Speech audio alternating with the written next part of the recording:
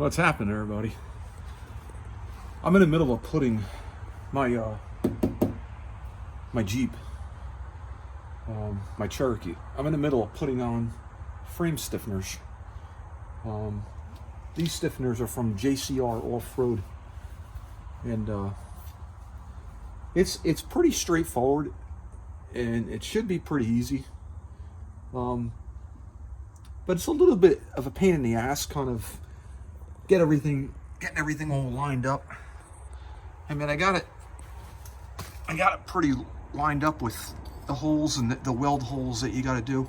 It's pretty close against the frame. It's actually right against the frame in some spots.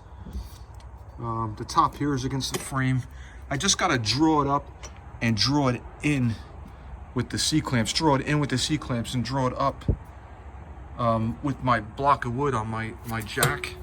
With, I don't know how big of a gap block of wood is, maybe 8 inches or so, and then draw it up. But I gotta weld this in sections. I gotta draw it up as far as I can and draw it in as far as I can, and then tack weld each plug here. But I gotta do it in sections because the Cherokees have a dip in the frame right here, so it kind of goes here, and then there's a little bit of a dip in the frame right here, and they got these little cutouts in the stiffeners so it can bend and form to the frame. All right, so the front part, I actually got the front part pretty close in here. This one's, I can almost like weld that one. That one's right against the frame. Up here is against the frame. Up here is against the frame.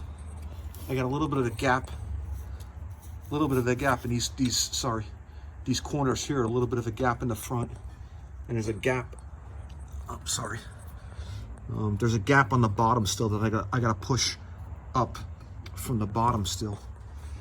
But it's just they're real finicky to get it just right, and you just gotta kind of do it in sections. Like this section here, push up as hard as you can, and get two C-clamps, one here and one there, and just push in as hard as you can, and then tack their plugs, which I think there's 3 plugs, 1, 2, and 3, and then there's these seams here, these weld seams here that you weld, and there's one in the front here, and I'm gonna weld all here and down here, and I'm gonna weld in the front here on the bottom, and then there's a couple of plugs that you can weld on the bottom too. I think that's a drain hole.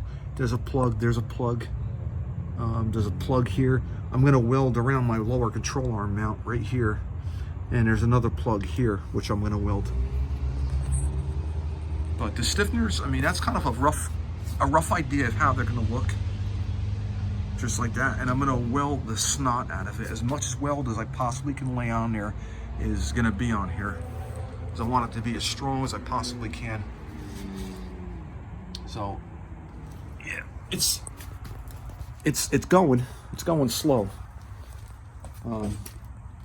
Little thing I had to do is if you have a long arm setup like I do, I got a Clayton Off-Road long arm setup. The mount, I don't know if you could see that really good. I had to cut the stiffener around the mount.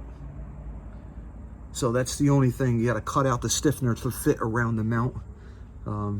That's the only kind of shitty thing that I had to do. I did it with a grinder.